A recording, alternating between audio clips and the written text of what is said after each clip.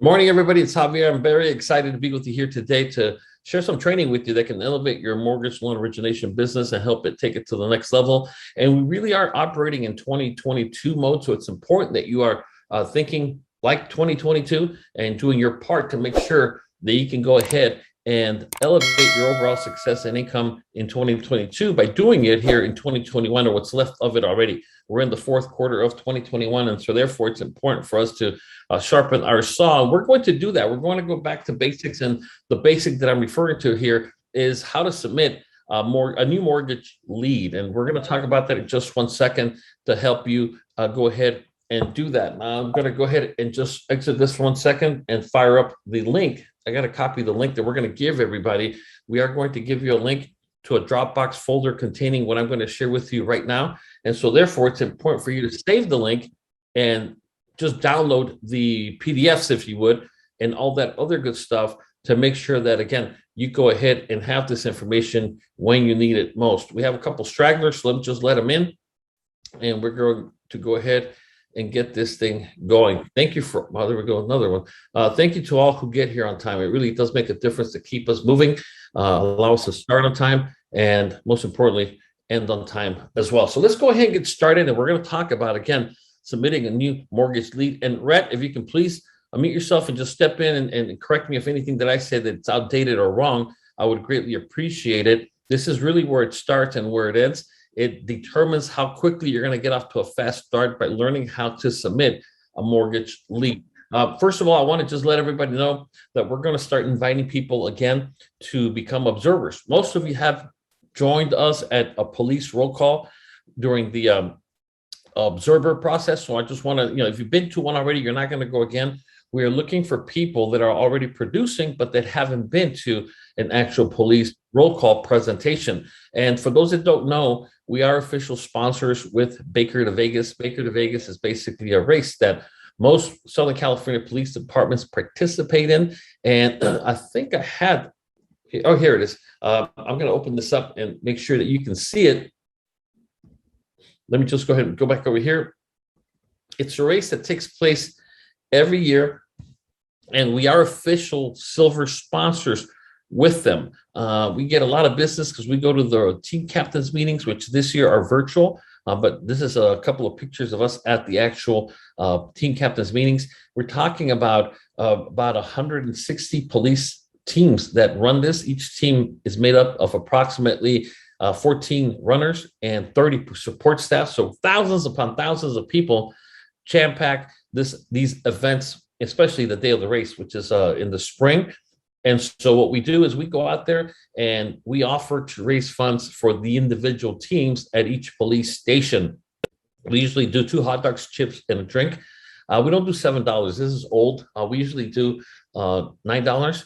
And we donate 100% of the proceeds from the sale of the barbecue. We even raffle off a tablet, and we sell tickets for the tablet. And then we go ahead and donate all of the proceeds from the tablet, from the sale of the food, to the actual police department. And we raise money for them. It's very simple. Here's just a few of the ones we've done. Sheriff's Department, MCB, Baker Vegas fundraiser right there, whether it be ABC, the Alcohol Beverage Control, LAPD, Pomona. I mean, and each department, of course, has multiple divisions or stations, as you would call them. This is Van Nuys, LAPD Van Nuys. We raised 900 for them, 900 over there, 300 there, 800 over there, 750 sheriffs, and on and on and on. Over the years, we have raised hundreds of thousands of dollars that we've been doing this forever and a day for the various teams as well. And all we require in return is a 10-minute presentation at their roll call presentation. If they say no to us coming into the roll call, we say no to the fundraising event, period. We're not stupid. We want to make sure that we're getting something for our efforts because we front the money. For the hot dogs, the chips, the soda, we have to go pick up the crap at Costco. It's a big hassle, but it's worth it because that gets us into roll call presentations. And what they all have in common is they all have good jobs. Most of them have good credit. Most of them have pensions, which we use reserves to qualify them for the actual purchase of a home or refi of their existing home. And then that's part of what we refer to as the cycle of law enforcement. They have a very beautiful and predictable cycle. Boom. They come out of the academy, They're rookies for the first year. We don't touch them because we don't even know if they're going to be able to have that job in a year. So we don't touch those. But then they come off probation. We get them there when they buy their first home. Then they're usually single. They were living at home. So now they buy their own first condo, whatever the case might be. Next cycle step is when they get married. They usually want to upgrade a little bit. And when the kids arrive, they definitely need more bedrooms. Sell the other house, help them with the purchase, help them with the mortgage of the new home. And then, of course, that takes them through their working years, which are the best years of their careers. And then they get ready for retirement, which they usually sell, move out of state, creates referrals and all kinds of stuff. And of course, a bunch of referrals when it comes to refinances in the process as well. And so we go to the police stations and do these presentations. And this is part of our marketing to government workers campaign that allows you to do just that. Who here wants to give it a shot? We've gone over the script. We've gone over the overview. We've talked about what to say and so on, that if they give you 1 minute, they say, okay, we're in front of this roll call and I'm going to introduce you and say, okay, we have with us blah, blah, blah with Radiant Mortgage Bank. Wants to just say a few words, no PowerPoint, no nothing. What would you say?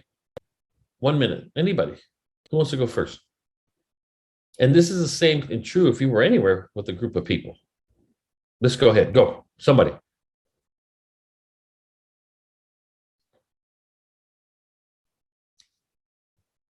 Nobody needs business. Everybody's too busy. They can't take on new loans, I guess. Anybody? What do you do now?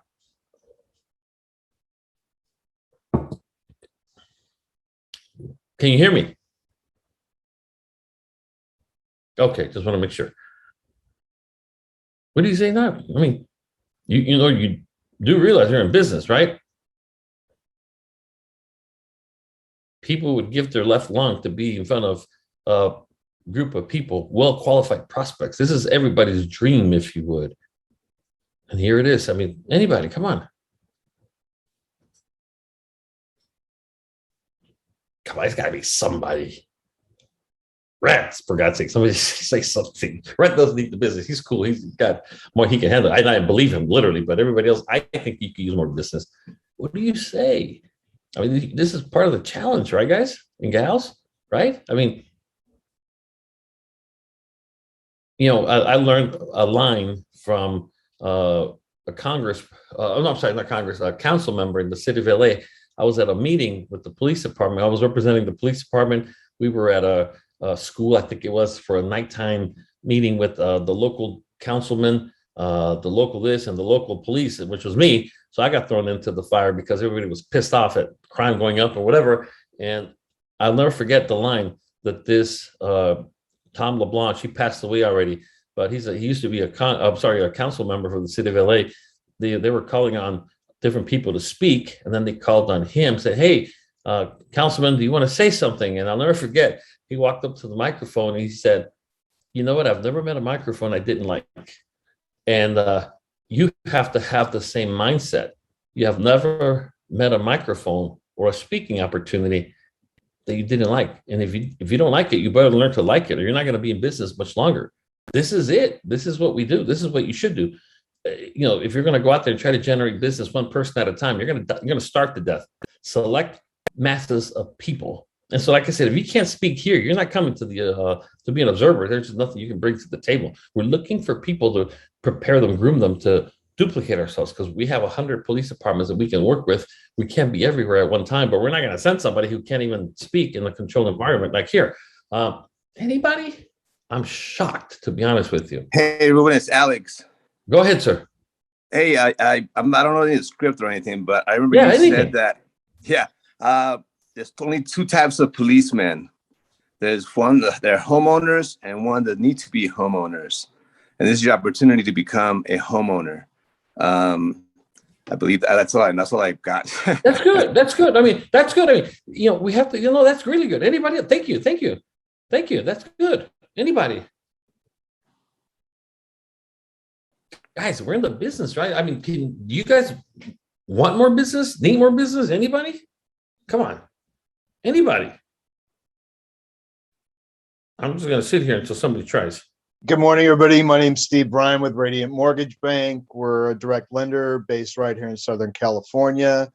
We don't want to take too much of your time today, but we have a special program for law enforcement called our CCAP. It's our Closing Cost Assistance Program, where we, with closing costs on a new purchase, they can run anywhere from 2 to 3%. And that's on top of your down payment. However, if you want to work with us on the real estate and the mortgage side, we will absolutely help you pay those closing costs. And that's if you work with us on the mortgage and the real estate side. We have limited funds available for the program. So if you're interested, please let us know soon. Perfect. That's it. One of the things that we'll, as we've taught, and I can continue to teach you, is people like stuff that it sounds corny, and it's very corny, but it's very true. They keep using it, and that's limited time offers. Every time we see a stupid infomercial, there's a countdown timer. People fall for it. I fall for it. And so what I'm saying is that whether it be limited funds, whether it be limited time, whether it be whatever, my recommendation is I'll give you an example. If I go up there, and you guys have seen, well, for those that haven't, I'll pull it up because you need to understand the psychology of marketing, the psychology. Here, let me show you this real quick. I'll pull it up real quick, I promise. Let's see. Where did it go? Okay. Let me pull this up. I'll pull up two things. You need to understand psychology. It's like right now, psychology is working against you for one reason.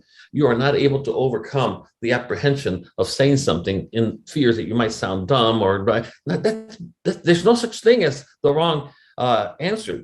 Trying is where it all lies. But let me just go ahead and show you this. And let me see if I have it here. Here, I'll give you an example. I'm going to share this with you. This is old, but it doesn't matter. We have been doing this. What I'm sharing with you, we've been doing it for a very long time. It's nothing new to us. And the reason that I love mortgages so much is because it's so repetitive. I learned a long time ago how to describe it. It's boringly repetitious. Throw me in front of a room. I'll give you an example. This right here is with San Bernardino back in 2018. We were in 2018 with a broker, which is her. She was checking us out, blah, blah, blah, blah, blah. And so what we ended up doing is first of all, you have to have something tangible. Stay away from digital everything. If I'm standing in a room full of cops and I just simply say, here's my phone number, everybody write it down, call me so I can refi your home, it doesn't work that way. There has to be something tangible. Cops still to this day write tickets. They write this. They're used to that. They always have a pen on them. I don't bring pens with me to pass out to the cops because if you don't have a damn pen on you're a cop, you're not a cop. Every cop has at least 1 or 2 pens. We always have the pen we use to write stuff down, our personal pen, and we always have what we call the throwaway pen. When you give somebody a ticket that you don't want to touch that person, say, here, just keep the damn pen. And they do. Everybody has it. Everybody has multiple ones. And so what I'm getting at, what you need to be aware of is that I know for a fact that the spirit is willing, but the flesh is weak. Meaning, if I'm telling you I can help you refi, lower your payment, everybody would want it. But man, I just don't trust this guy. I don't know who he is, who she is. That's the story of marketing. And so what I'm going to share with you right now, if you just bear with me 1 second, is a slide. This slide has gotten us more business and can help you get more business, by the way. I'm not doing this for my sake. I'm doing this, of course, for your sake. That hasn't changed.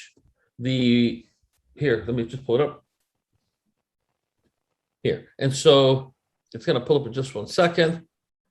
Here. It hasn't changed in years and years and years. And here's how we get our mortgage business that you need to be leveraging as well. So, and here it is. Let me just share it with you right now. Hold on. Here. I know you can't see it yet. Hold on. Here it is. This is it. This is the one slide that gets me all the business on the mortgage and real estate side. Because what I tell them is, just like the gentleman just said, well, first of all, good morning, everybody. My name is Javier Rodriguez. It's Radiant Mortgage Bank. I just wanted to just share something with you that, we really do have 2 types of officers in this room, those that own a home and those that need to own a home. Now, if you already own a home, I'm sure you've heard interest rates at our historic low rates right now, to the point that you can save potentially hundreds of dollars, if not more, on your mortgage by refinancing. My recommendation is get a rate check. We can give you a rate check right now, no obligation, absolutely free, that can see whether or not you can save money. And if you do save money, take those savings and put them towards maybe your college fund for your kid, or pay down some credit card debt, or your retirement.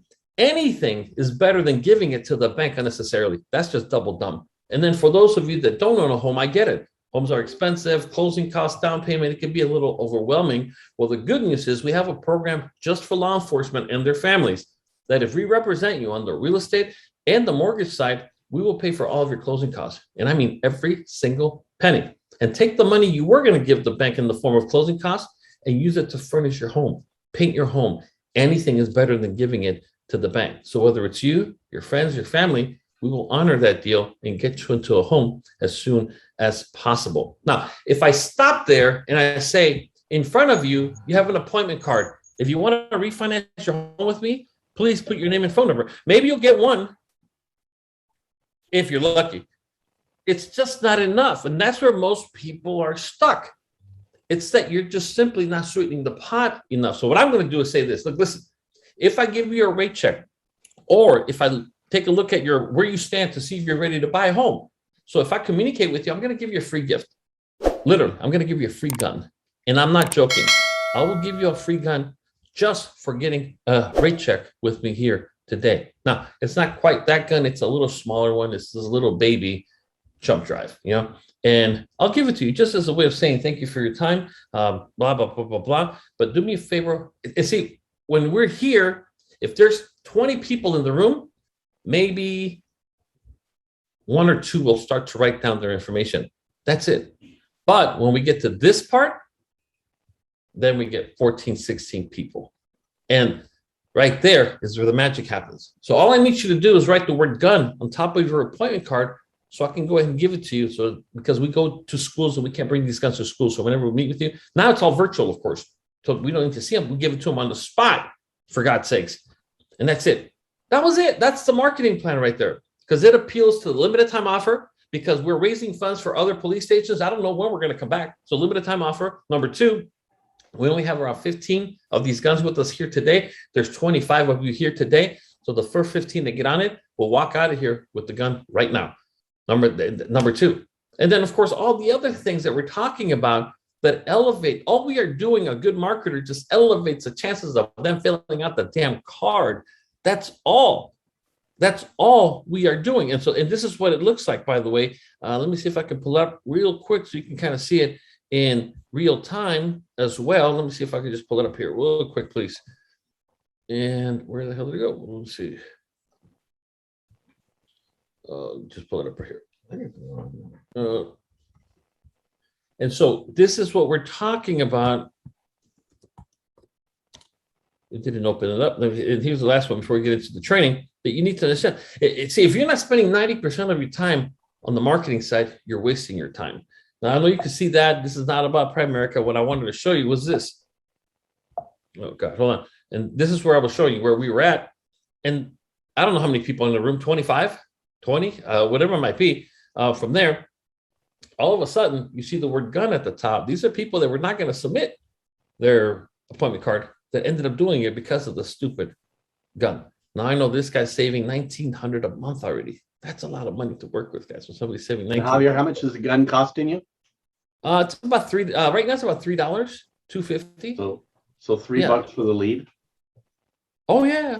I mean, and not only that, but like this guy's already sitting. Now remember, this is also on the financial services side. So if I'm going to go out and fish, and they give you the choice, do you want to fish with 1 rod, or do you want to have 2 or 3? Hell, I'm going to go for 2 or 3. I mean, I just do it every time because you can sell leads. You know that you can sell quality leads. I mean, if you do retirement, if you do life insurance, if you do finances, and I say, hey, I got a guy.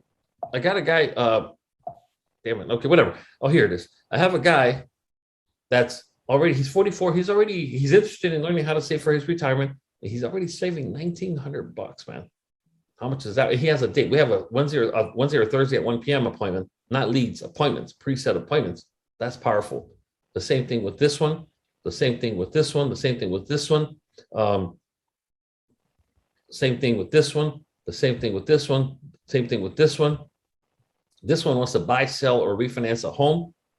Perfect. We want to be able to do that. This guy wants to buy, sell, or refinance a home as well. This one's 39, so I'm sure it's going to probably be a refi. Wants to buy, sell, or refinance a home. This one's 29, probably his first home. Like I told you, the cycle, brand new probationary, right? The boots, buy, sell, or refinance a home. This one wants to buy, sell, or refinance a home. 24 years old, wants to buy, sell, or refinance a home, has a date and a time. He has a job. I know that. He has a pension. He has reserves. God forbid he's a veteran. VA, no down payment. This guy wants to buy, sell, or refinance a home. He's 52, so I'm pretty sure it's going to be a refi. This guy wants to buy, sell, or refi at 41, probably a refi, and so on, and so on, and so on. But does that make sense, guys, what I'm saying? And that's what I'm saying, that you got to have a marketing plan before you have a mortgage plan. So what I'm going to share with you right now, which we're going to get into, it is important. But if I come across a deal and I don't know how to do it, I don't know how, I can literally call Rhett and say, Rhett, let's split this one. Can you help me? I don't know what to do. I guarantee you bring business, we'll clean it up for you. We'll help you. So before you learn how mortgages work, look how marketing works. Do yourself a favor and don't put yourself in a position where you are going to be struggling unnecessarily because you're focusing. Thank you so much, Michael. He says, Michael says it makes sense to him. So I'm not trying to impress you. I'm just trying to impress upon you what it is that we should all be focusing on as mortgage loan originators. Because I from time to time, I get people tell me, well, I'm a mortgage loan originator. Okay, then how many loans did you originate this week? Well, none. Well, then guess what, buddy? You're not a damn loan originator. Okay, just so you know, don't go claiming to be one when you're not putting the numbers up as well. And so, anyways, that's that. So let me just get into the training with you so we can go ahead and move. So we are approved. This is the first month that we kick off the Baker to Vegas season. So any police department you go to in Southern California, always ask them the simple question: do you guys run the Baker to Vegas race? And that's as a matter of fact, I will show it to you. Somebody sent me a business card. They were at the auto show, and at the auto show, police departments have like a community outreach, whatever. And so, anyways, they went and asked them the same question, and the police officer, a female, says, "I'm on the running team," and then, because we have a fundraising opportunity, and gave the card. Here's our team captain. Give him a call. Let's do this. That's what I'm talking about. You just have to let the old wheels turn, if you would, and then, of course, you have to put on your sneakers and go out there and pound the pavement. Here's what I will share with you, that in my opinion, every loan originator that wants to be successful long-term, did you know that probably about 90% of the loan originators in the industry today won't be here in 2 years? Did you know that? They won't. And if they are, they're not making money. I don't want that to happen to anybody here. And one of the most important things you need to have as a successful anything, selling anything, especially mortgages and real estate, is you have to know how to leverage the power of a story. And the most powerful story on earth, of course, is your story as it relates to your product, your what concepts, whatever it is that you are selling, it has to relate to you. My recommendation is to leverage the power of people that have already done it. And even though I've done it, I'm not coaching one-on-one. It takes too much of my time. I would encourage you to visit this website and consider buying this program. I'm not an affiliate. I don't get a penny. I don't get a kickback. I don't get a referral. Nothing. This is just something that I have that I think everybody else should at least explore. And what I mean by that is, if I was to ask you a question, why should I choose you as a loan originator? There are two things you're going to either provide: external factors or internal factors. And so if I was to ask every one of you, and I am, why would somebody go with you as, let's just say, or as a realtor, whatever you want to tell me, as a loan officer or as a realtor? Why you? Who wants to go first? Just real quick, spit it out. If I was to ask you to tell me your first name, you would not think about it. You wouldn't check your driver's license to see what the hell your first name was, because it's second nature. And marketing is the same thing. Why you? Why you as a loan officer? Why would anybody go with you? Spit it out. Anybody, real quick. Why you?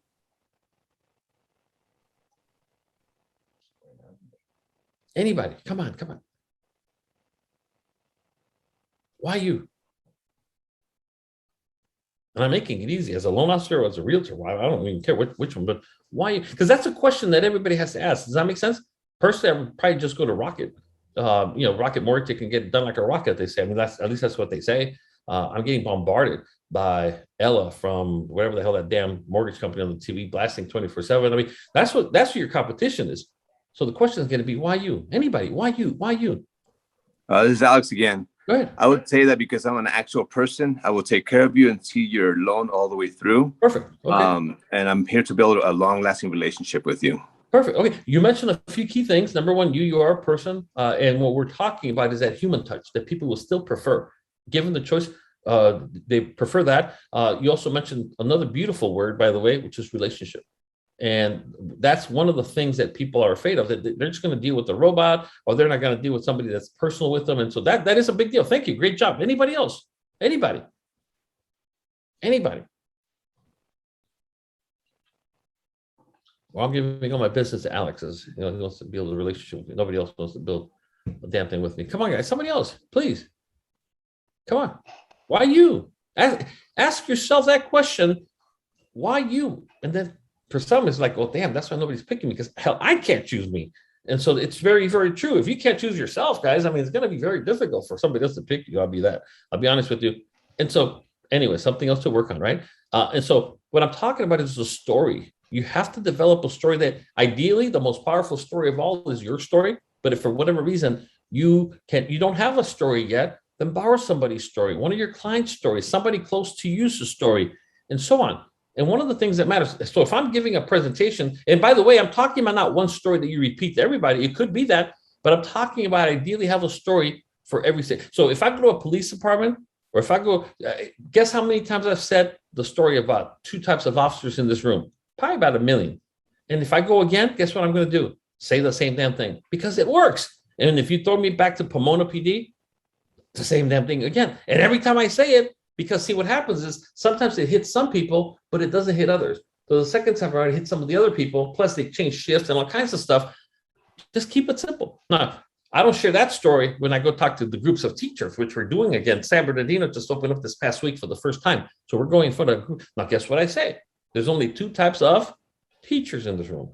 Those that own a home, those that need to own a home. Now, if you already own a home, I'm sure you've heard interest rates on mortgages are at historic lows. If you don't own a home, I get it. Well, we have a program exclusively for teachers, friends, and family. Blah, blah. I mean, so what I'm saying is the same damn thing. Now, if you throw me in front of a church, which we talked about 2 weeks ago, I'm going to change my story to the story I always share. And the story that I always share, 2 things. Number one, I was able to buy my home at a very young age, thanks to a couple of things, primarily the military and the VA program, that I do believe that home ownership is a lot better than just simply making your landlord rich. So I'm on a mission to help all renters become homeowners. Red has a story. Red, I don't know if Red remembers this, but the longest story that I have is from a family that we were trying to help out, refinance them out of a terrible loan, but they didn't qualify due to credit and a bunch of other issues. Do you remember Avalar's mom? I don't know if you remember, Red. We couldn't help them. Do you remember how long it was before we were able to help them finally? I remember that we had a deal that went for forever, and then we finally was able to do something, but I don't remember the situation. It was almost 4 years. Rosa would remember. She remembers. Yeah, it was almost 4 years. It was 3 years and months. And again, I told them, I don't care if we have to wait you out a month, a year, or 3 years. If you're going to stick to your guns about being a homeowner and giving your family the future they deserve as homeowners, I'll stick it out with you. And it took us almost 4 years, but we were able to do it. So part of my story is that what I just mentioned to you, we'll wait for you. That's how I end my story. But I always started with the fact that my mom rented. She literally was a renter for 39 years. Never thought she was going to own a home. It wasn't until I joined the industry and I learned what she needed to do, and we did it for her, that she was able to buy a home. And now she owns a home. The greatest asset she has is the equity on that home that we bought 15 years ago for her. Nobody throws her out. Nobody raises the rent. And what prompted her to finally listen and buy the home was where she thought in the apartment she was going to live forever, until the landlord came and said, we're going to boot you out. And that's what started the whole mess. And so what I'm saying, you have to have a story. I'm not going to mention my fast processing, my quick lending QB system, or my magical underwriter. I'm going to talk to them in a way that they can relate immediately by just listening to me. And if you don't have a story, buddy, get on it. Get on it, because you're going to struggle. I guarantee you it doesn't end pretty. Let's put it that way. So anyways, they show you how to do that with this system here. I mentioned to you last week that the ancient Greek philosopher, Heraclitus, said that you can't step in the same river twice, because if you step back in a river a minute later, it has changed. And the way that you were marketing last week is done. It's over. You have to be better this week. You have to be smarter this week. And so my recommendation, visit this website. It shows you how to leverage the power of storytelling, and story selling is really what it is. $49, best $49 you're going to invest. I'm not an affiliate. I don't get a penny. I don't get a discount. I don't get anything. I just love their story, and it can help you too. And one of the things that I really like about this is it emphasizes how you have everything you need to be the perfect marketer right now. Is that you keep looking for external factors, and the best factors that are going to make you the best possible marketer are within you, not outside of you. And so that's why you have to learn how to develop that story. So anyways, if you want to see it, go to storymattersacademy.com. Just check it out. It's a pretty cool place. I encourage you to check it out. And like I said, no matter what it is that you decide to do, I think it's worth your time. So let's get into the training, and we're going to wrap it up here real quick. So let's start with the first thing being first. Here are a couple of keys to keep in mind when submitting a new loan lead. Well, first of all, don't confuse a lead with a loan. Too many people get too excited and start calling a lead their loan. And it's not a loan. We don't know that. You don't know that until we actually go ahead, of course, and make sure it's converted to a loan. So it's a lead. Always call it a lead. Hey, Rhett, I have a new lead. Javier, I got a lead I need help with. It's a lead. It's a lead. It's a lead until Rhett converts it to an actual loan, and then we can call it that. Always control the expectations of a potential borrower. That's your responsibility. Sometimes we painted such a beautiful, rosy picture to the borrower that they expect us to fund it next week. And lo and behold, it's not because of them as much as because of us. And so when somebody says, I really need to get this refi done, like by tomorrow, a guy down the street says he can do it in a week. Can you do it in a week? And it's like, whoa, time out. I just want to make sure that we can only go as fast as we can. And we have to do things the right way. So you need to control the expectations of a potential borrower every single time. And also always control your own expectations. Who was it? I just had a really great interaction, and I wasn't even involved in it. Oh, Hector Montano. Rhett was helping him with the lead, and it turns out that the borrower wasn't ready. The FICO didn't meet the criteria, whatever. And he just simply said, okay, cool. I'll go ahead and work on getting another one. And that's pretty cool. I like that, man. That's really sweet, because most agents do the other thing. They start saying, well, I thought we could do anything. I thought we could. No, nobody told you we could do anything. I mean, there's a system to this whole thing that you need to control your own expectations. Understand that some will qualify and fund, most won't.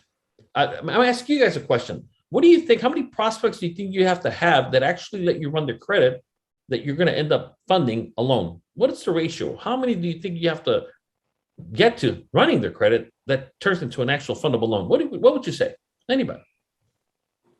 5 to 1. Call it 5 to 1. Now, the other question is, how many people you need to talk to that actually let you run their credit? What is that ratio? 20. Okay, so call it 20 to 1, right? 20 to, that's a good one. 20 to 1 to actually let you run. And then out of the ones that finally let you run the credit, about 5, maybe for every one that you fund, about 5 to 1. That's a good ratio. That's realistic. And so the reason that I say that, know that if you're not running at least 5, 6, or working with at least 5 to 20 people, potential leads this month, the odds are against you. That's just the way it is. And so therefore you need to do that. Another skill that you need to really work on, and this is how you learn as you do, because once we pull the credit, we show you how to pull the credit, then you learn how to decipher a credit report. Because by deciphering, and we actually have a class on that we're going to do in 2 weeks, when you decipher a credit report, like if I'm pulling somebody's credit, I'm going to go straight to the mid FICO. And if the mid FICO is 570, let's just say, I don't care about the 570. I know they're not going to qualify credit score wise. What I'm going to be scared about is, why is it 570? Is it the reason for closure? Is it the recent repo? Is it the recent surrender of a car? Or is it the recent lates that they have? I mean, I'm more worried about what caused that credit to be what it was than the actual credit report number. Because if their score, we can raise somehow, but if the items are not deleted, then we're back to where we were in the beginning. And so you really need to be a good detective and learn how to decipher a credit report, not just go off the actual score itself. Because somebody can qualify numbers-wise with the score-wise, but not due to the overall credit itself.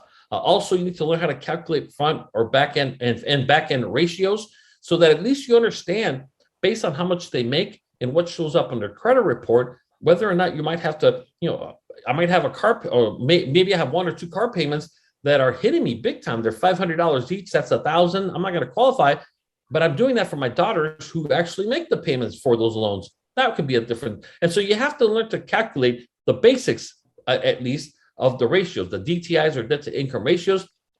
And then, of course, you need to make the numbers game work for you and not against you, which is what I just told you. And unfortunately, too many people and I mean too many loan officers, become discouraged. That's the number one reason MLOs quit, and they quit in record numbers in this industry. It's because they got discouraged that they couldn't fund the loan.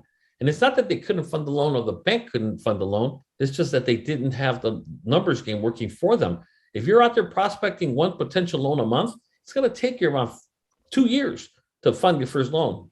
By that time, most people have given up and quit. You don't want to do that. And you want to make sure that you understand. And part of the numbers game is to get your first 3 to 5 fundings going so you can start leveraging the power of referrals and get the hell out of working with strangers. And that's where it gets fun and profitable by you doing that as well. And so anyways, what I want to share with you here today is the following. This is the actual borrower's authorization that every MLO has to have with them at all times.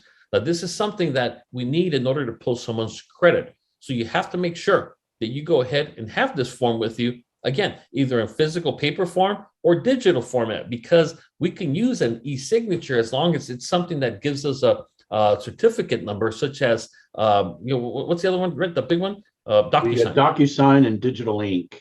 Yeah, digital ink is but the other one. We have to have, like Javier said, it cannot be like an Adobe signature or an iPad signature. It has to be something that we can get the summary certificate from the that's a verifiable signature. The agency. And so therefore, you cannot just simply open it up, hit edit, and then let them scribble with their finger on it. It's not going to cut it. It has to be something where we have a certificate number attached to it that can be verified by the third party, which is, of course, the company that does just DocuSign. Most realtors have a DocuSign account anyways, and this is something that has to be signed by every borrower. Now, as you can see here, we have borrower and we have co-borrower. A borrower and a co-borrower are basically somebody that's married, like a couple. If they're not married, if let's just say it's a son and dad is going to go ahead and co-sign with them, then they're an additional borrower. They cannot be on the same form. They would have to sign their own one, correct, Rhett? On this form and the next form, they can actually sign. Both of them can sign here. Oh, the same one. Okay, so maybe the 1003 or what? But it's on the 1003. You cannot do it that way. Got it. Cool. Yeah. Okay, and also keep in mind, just like the buyer is saying, the forms can be uploaded directly to DocuSign and just leave them as a template. And that's pretty cool because that's the easiest way to do it. I just get them up and running. So this one has 2 forms, which is what you see here, and they're very simple. Just go ahead and do nothing more than go ahead and complete that. Now, this is the marked up 1003 that Rhett gives everybody, and I'm going to give it to everybody here today. It's very important you have this information because this is information we're going to need to collect the information to run the credit. Because if you just give us a borrower's authorization, that's not going to be enough. We want to make sure that we have everything you see highlighted here on the actual 1003, which is the application itself. And if you have this information, we'll have not just everything to go ahead and run the credit, but also, like I was telling you earlier, based on their expenses, to give you a better idea of how possible this file is to being fundable as well. And Javier, so I'm going to go ahead. Go ahead. So Javier said I give it to everyone. Just to clarify, everyone as far as you guys. I never give this 1003 to a borrower. Very important. Thank you. I have never given a borrower a 1003 in my career. I do the 1003 myself. Actually, what I typically do is I get all the documents first, and I know that once I have all the documents that I've requested, there are only 6 questions I need to ask. So I personally don't use a 1003. I use a notepad, and I'm talking to people, and I'm focusing on them versus focusing on an application. But what I've done with this markup is made it easier for you to know what questions to ask. So don't give somebody an application. Think about the first time. You want to mute him, Javier? Oh, someone needs to mute it. Yeah, Raul. You want to focus on making sure that you get the right information. It's Raul, Javier. Okay, let me mute him. Raul, you got to mute yourself. I'll get him right now. Hold on. All right, he's muted. And again, I don't give people applications. Think about the first time you looked at a loan application and you're thinking, what the hell do I do here? You know, that's what your borrowers are thinking if you give it to them. Now, that being said, we are working on an online application that will not look like this. It will ask specific questions. I talked about this about 3 months ago. Be Smarty. If you want to go to YouTube and type in BESMARTEE, there's a great video. It's about a 6.5 minute process from start to finish. We finally inked that deal on Thursday, and the setup is almost 90 days. So we won't be launching this until February 1st, but we're very excited about it. But it will actually walk people through and give you the ability to join them online to help walk them through. The system runs the credit, runs the DU, issues the pre-approval letter in your name, and as soon as they hit finish, uploads to your LendingQB loan operating system. So we're very excited about that. But again, I don't give people this application. Don't ever do that. It's just, I think it's a waste of time and it's unprofessional. Okay, cool. And thank you, Rhett, for that. And what I'm going to do here, I'm just going to go ahead and put some of the information that Rhett always sends to everyone in regards to some pointers or whatever you want to call it to keep in mind. And if not, I'll just go ahead and read them out to you as we wrap this portion of it up. I'll just read a couple of things to you. I just sent a chat to everybody. Can you let me know if you were able to open up the Dropbox? It's a folder that has those two. It worked? Yep. Okay, cool. So that is done. Thank you very much. And so all I want to add, and I'm going to read it from Rhett's email here directly, is the following. And what he said was a couple of things. Number one, make sure you submit the signed borrower's authorization, which you have. Make sure you have the 2019 and 2020 W-2s. Only need 2 years federal tax returns, and that's very important. If self-employed or owns more than one property, 30 days of current pay stubs, 1 month of bank statements, very important, current photo ID, social security card if available, and 2-year work history of all jobs they might have or have had during the 2-year period. And part of the reason that I think this is also so important is that if anyone's going to have an issue, meaning borrowers, obtaining any of these documents, you need to know that up front before you think you're going to go ahead and open escrow on something that they cannot produce their taxes, they cannot produce whatever the case might be, that we're going to eventually need it to wrap up the actual file. And so therefore, it's important for you to make sure you, again, like I said earlier, control their expectations by letting them know that we're going to need all this information up front, not just to check their credit, but we also want to know how doable and fundable this loan is. And the best way to do that, of course, is by making sure they have the information that I just read out to you available, readily available at that, so we can move this file forward as quickly as possible. What I want to do now is turn it over to anybody. I mean, it's pretty simple stuff, but I'm telling you, if you master, or if you're looking to master anything, master what I just shared with you right now, because that's ultimately what's going to determine the most as to how well you do, how many leads you submit, how many convert to loan, and how many of those loans fund, because not every loan that we submit necessarily funds. And so therefore, you're going to control your own expectations and your own destiny and your income by winning the numbers game and having it work for you instead of working it against you as well. Any questions for anybody regarding this at this time? Yeah, it's Alex again. I have a question. So, the current company I'm working for right now, we're able to take their social security, all information for pulling credit over the phone, and we can just mark that off on our program, and then that's sufficient. Is that, you guys can't do that right now? No, we don't allow verbal author. Actually, I shouldn't say that. Technically, we can do a verbal authorization, but it has to be recorded. And we have a recording system to do that, but it's a pain in the ass, to be honest with you. Okay, so we also use this as a text. So we'll text them and say, we don't do a text. Okay, gotcha. Just making sure. Okay. Not yet, anyway. Not yet. So, Alex, when we introduce the Be Smarty online in coming February, you won't have to worry about any of this. It's all done online. And it's a electronic authorization right as they're completing the application. Right. Because they're setting up their account when we first do this. There's two ways. We can set up an account and send them an email, and they click on it, and it's automatically verified to their email address, right? Right. And or they can create an account from either a landing page, our website, just typing in the information that we send them, whatever the case may be. But it allows us to, at that point, just do digital authorization, and we don't need all the other signatures and all the other stuff. So that is coming, but we won't have that until February 1st. So for right now, it's just easier for us to tell you, get the either live signed or digital signed borrower's authorization. Yeah, well, I'm already working with. I have my own link that I send to my clients, and they can just, once they click on it, it takes them directly to my my webpage. They can download all the information, upload the information, take pictures of the docs, and upload them that way too.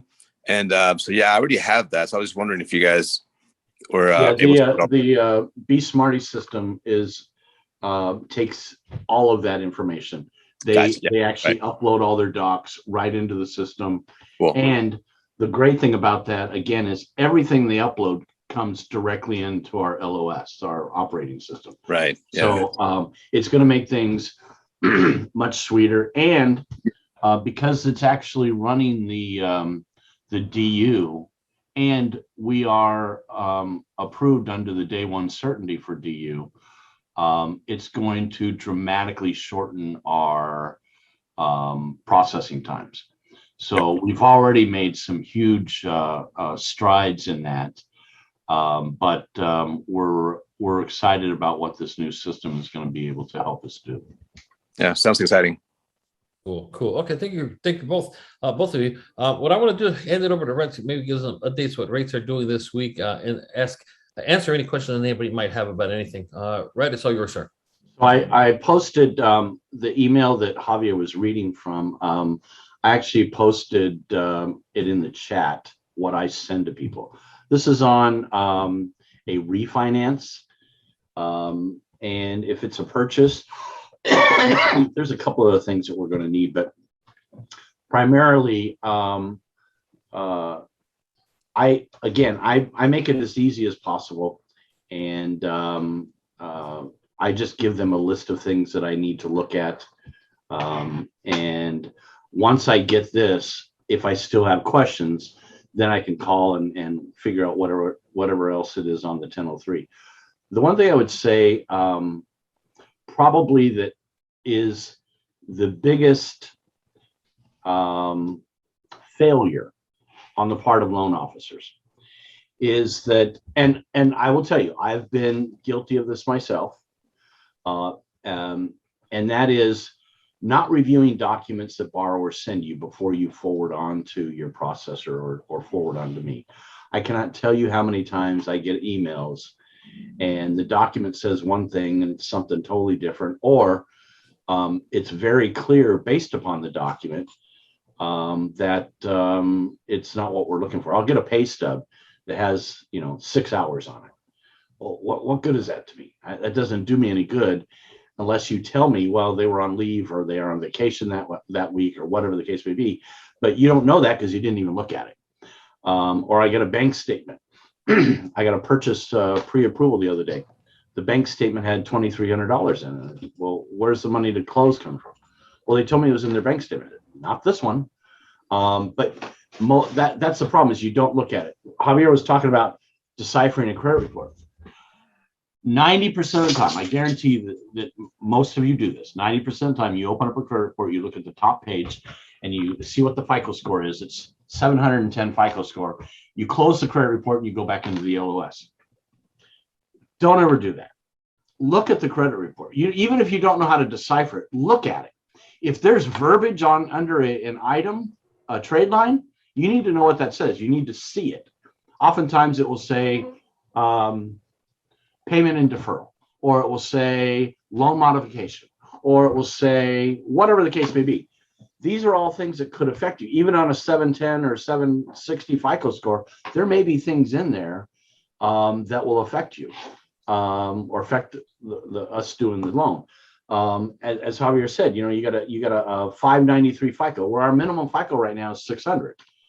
Pre-pandemic, we were down to 580. Actually, that's not true. We could do 550, but right now our minimum FICO is 600. So 593, we can't do it. But why can't we do it? Is there something we can fix that could possibly raise that score? Meaning, do we have, some unpaid collections? Don't worry about charge-offs, but we have unpaid collections that maybe we could get paid and wait 3 months and then possibly be able to do something. Or is it current late? Maybe they are currently late on an account, or maybe they are habitually late. Habitual lateness is hard to fix. I'll be honest with you. Almost impossible to fix. The only thing that fixes that is time. But say they are currently delinquent on an account. There have been times I call the borrower and say, hey, you're 60 days late on your B of A account. No, that's not possible. Well, I'm looking at it. And, a current delinquent account could cost somebody 40 points. That could be the difference between doing a loan and not doing a loan. And it's a pretty easy fix. But you won't even know that unless you've actually opened up the credit report and gone past the first page. So my suggestion to all of you as a loan officer is, when a borrower sends you documents, you get a list from your processor, say, hey, I need the following 5 things. And you send that on to your process and onto your borrower. They send you the documents. Don't just forward the email. Look at what they're sending you. Make sure that you've got what you've requested and that it's legible. On driver's license, photo IDs, we got to be able to make out the picture. I get photo IDs all the time that you can't tell if the person's a man or a woman, or black or white or Mexican or whatever the case may be. It has to be legible. And there's just so many things. And this is something we're going to be getting into I'm sorry, hold on, let me let my dogs out. I got construction people next door, and they're starting to go crazy over here. So we're going to be getting into this in the next couple of weeks. I'm really excited about it. We made a lot of progress in the last 2 weeks on our training videos. And I mentioned about 2 or 3 weeks ago, we're going to create an elite loan officer program where we're going to do some extensive training on deciphering credit reports, looking at a pay stub, understanding this, being able to actually calculate ratios. And I don't want to do this to help you disqualify people.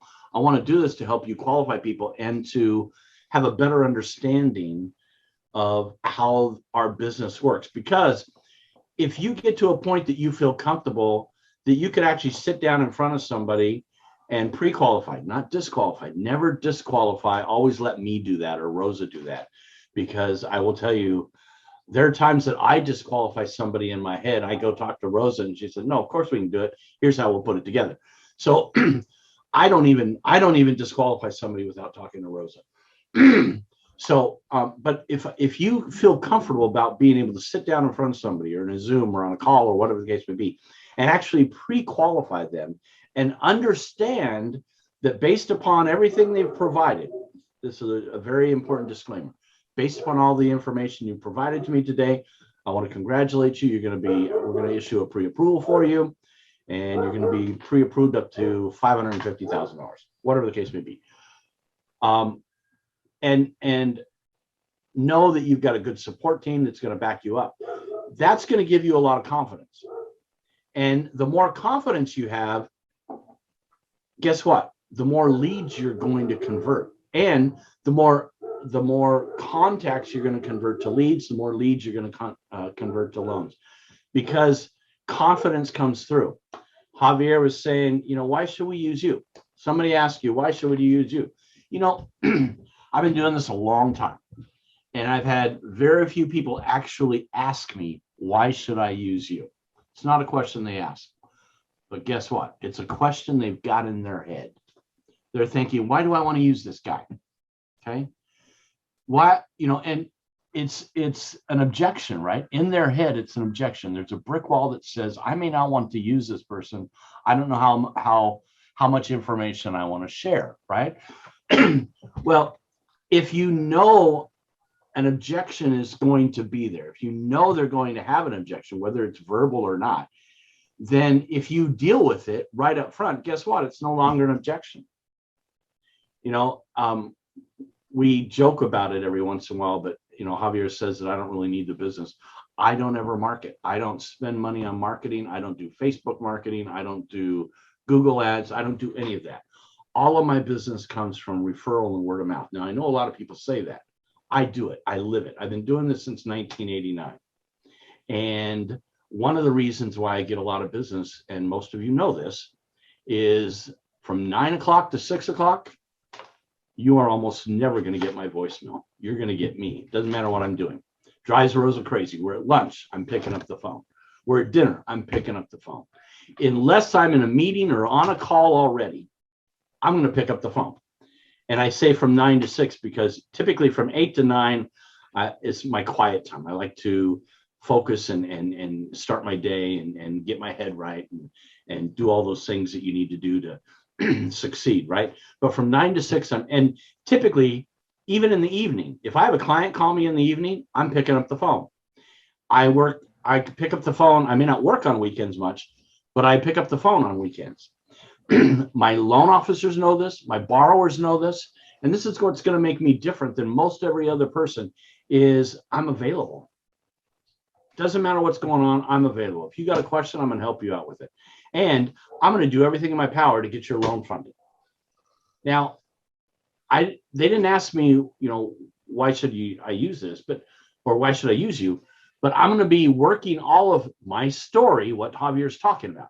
I'm going to be working my story in our conversation. Maybe not exactly like I just told you, but throughout different questions. I've said this many times before. I can talk to somebody for 75 seconds and they'll give me everything I need to know. They'll give me all the information I need to know to close them. Because I know what questions to ask, and not necessarily questions, it's a conversation. You don't want people to think that you're interviewing them or interrogating them. It's just a question. How long have you been renting? You thought about purchasing? Why haven't you purchased? And if I could show you that maybe you don't need as much of a down payment, if I could show you could get into a home for about the same amount of money as what you're renting for now, would that interest you? Would you want to move forward? Would you be willing to talk to me for a few minutes? But once it's confidence. I know, and I truly believe I'm the best loan officer out there. And I have to believe that to be able to be as confident as I am when I'm talking to my borrowers. And when I'm talking to my borrowers, that comes through. And most importantly, I'm never looking at my borrower with money signs in my eyes. And I can't stress this enough.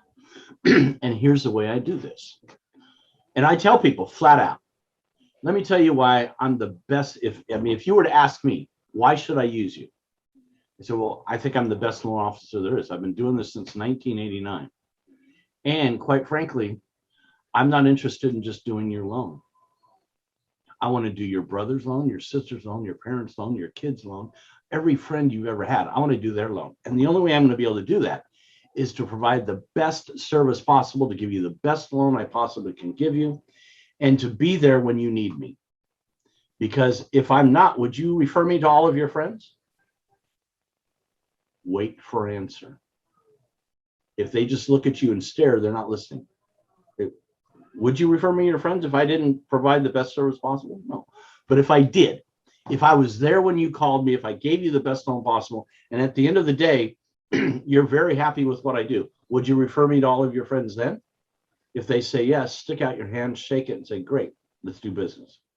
It's really that simple. It really, really is, when you have the confidence. So what I'm going to do over the course of the next couple of months, I'm going to teach you how to have the confidence you need. Maybe you can't say you've been doing this since 1989. Who cares? Doesn't matter. Loans change all the time. That part doesn't matter. What matters is that people feel that you care, that people feel that you know what you're doing. And first of all, you got to think that you know what you're doing, right?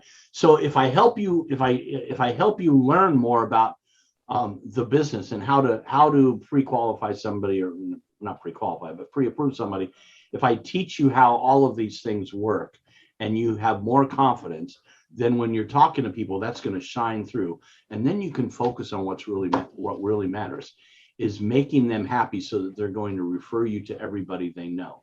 Because that way you are in business like me forever, basically.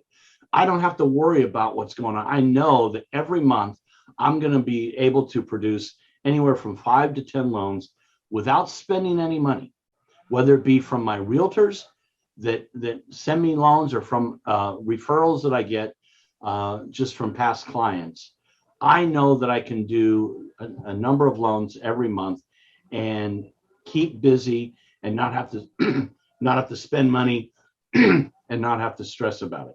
And that's what I want you guys to do. I want you to be in a position where, you know, if you want something, you buy it, you pay it. You don't have to worry about looking at them as a money money source, because you're not worried about how you're going to make your house payment next month. You're not going to worry about how to make your car payment, because it is very it feels really good when you don't have to do that anymore.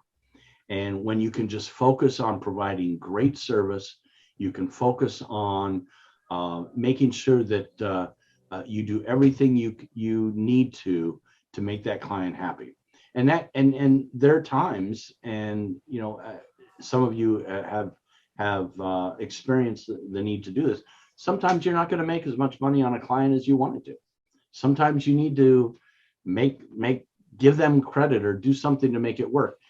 But if you're thinking about the next loan, not just this loan, it doesn't hurt. It's like, okay, I'm not going to make my $3,000 or $4,000 or $5,000 or $6,000 or $7,000 on this loan. I'm going to make $2,000, but that's okay, because I know I've already talked with them. I know their brother needs a loan, their sister needs a loan, or whatever the case may be.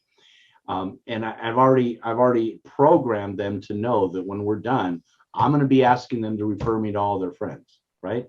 So that's what I want to do over the course of the next couple of months.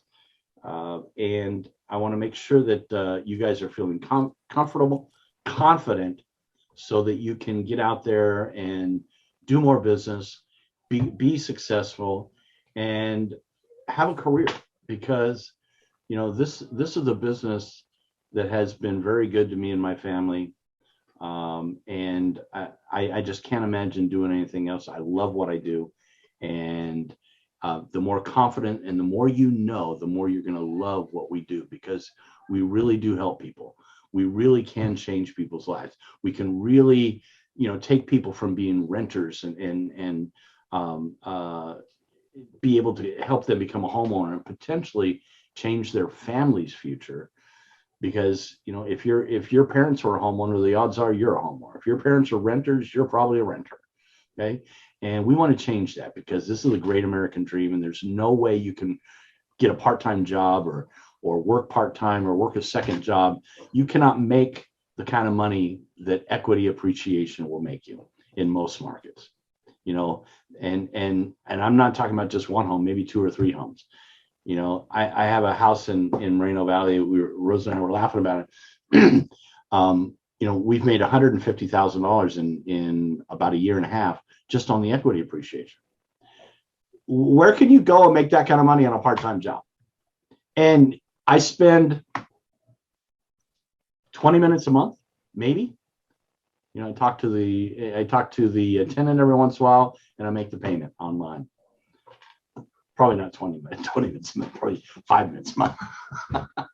But this is, you know, you can do this. You can change your family's future with this business. Whether, you know, and the fact that we can do both real estate and loans, forget about it. Javier, I'm done.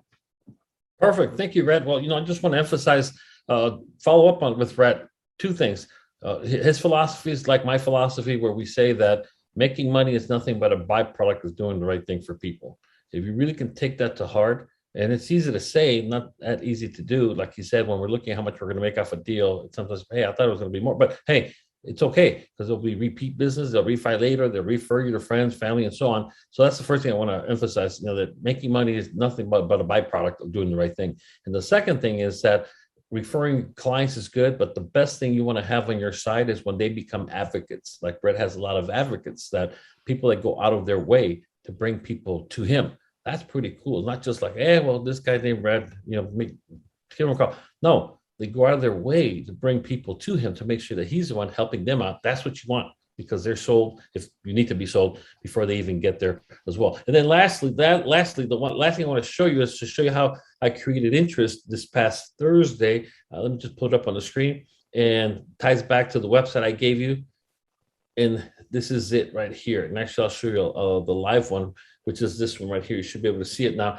And that is actually my grandson. He turned 1 this past Thursday, and I was able to generate on the financial services side 3 deals for a total of $9,000 and 2 potential buyers. The only reason I say potential is because it's going to be tough with the market where they're at to find something. And so what happened is that I was actually at my daughter's house for breakfast, a birthday breakfast, and you can see the gifts. He had a bunch of gifts on the back, on the rear side, and we have one gift for him, which was one toy, whatever the hell it was. And I just told my daughter, just so you know, I don't want you to think I'm cheap or anything, but my gift to him, as you can see it down here, my main gift to him was a $1,200 contribution to his IUL, which is permanent life insurance, which is his college fund. I put $1,200 when he was born, and I put $1,200 now that he turns 1, so he's got $2,400 now. And I intend to do that every birthday, if you would, to make sure that his college paid for. Number 2, if he doesn't need it because he got a scholarship, he's a big boy. His dad's 6'4", my daughter's like 6'10". He's going to be a big boy. Hopefully he gets a kind of scholarship or some kind. Well, that money is going to be used to buy his first home. And before you know it, guess who was there? Other parents, because again, they're my daughter's friends. And I was able to pick up some business there. And then 2 people that were looking to purchase. They're young couples. I just told them, again, controlling their expectations, just, the market's tough. It's getting better. It is getting better, blah, blah, blah. But what I'm saying is that what converted everybody was not how powerful Rainy Mortgage Bank is, or how it was the story. And if you can talk, you should be generating more leads than ever before by sharing a story, or better yet, your story. And that's what I do. And if you understand that, go to that website, check it out. You can do the same thing. Last call for questions. Anybody? Questions, comments, concerns before we wrap it up? Go ahead. Yeah. Hi, Javier. Hey, this is a question for Rhett. So just to verify, so the FICO scores, excuse me, dropped from 620 now to 600 for the FHAs too, across the board, or? Correct. Awesome. Correct. Okay. Thank you. Yeah. Now, for a while, I know we were at 640 mid-pandemic, and then we went to 620. We're now at 600 across the board for all conventional and government. Great. Including VA. I have a question.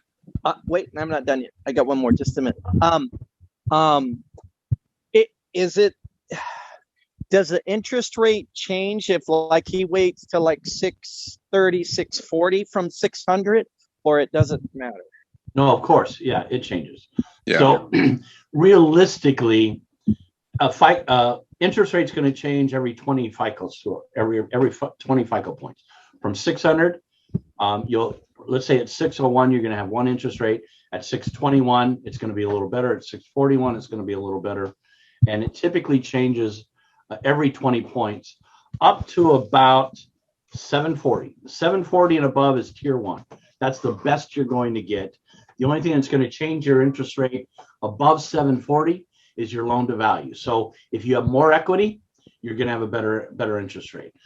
So it's always about risk. Remember, everything that in the loan business, as far as interest rate pricing, is risk based. The lower your FICO score, the greater the risk, the higher the rate. The greater your loan to value, meaning the less equity you have, the less down payment you have, the greater the risk, the higher the rate. So you have a borrower that's got a 741 FICO, and they are at 40% loan to value, that's going to be an extremely low rate, the best rate you can get realistically, as long as that loan is over $250,000, because that is, again, loan amount can also affect you, because the lower loan amounts, under $250,000, you're going to have a hit. Under $125,000, you're going to have a hit. Typically, we don't do anything under about 115,000, 110,000. But yeah, all of those things can affect your interest rate. Okay, thank you very much. And I didn't mean to cut off the other individual. Sorry about that. Thank you, Rhett and Javier. No problem. There was somebody else. Somebody else had a question. I don't know who it was. No, I heard a female voice. Yes. I did too. I don't know who it was though. All right. Oh, I'm sorry. I got muted. There we go. Angie, go ahead. Okay. So can someone refinance their parents' home? The parents don't have papers, have a fully paid house, and they need to pull money out.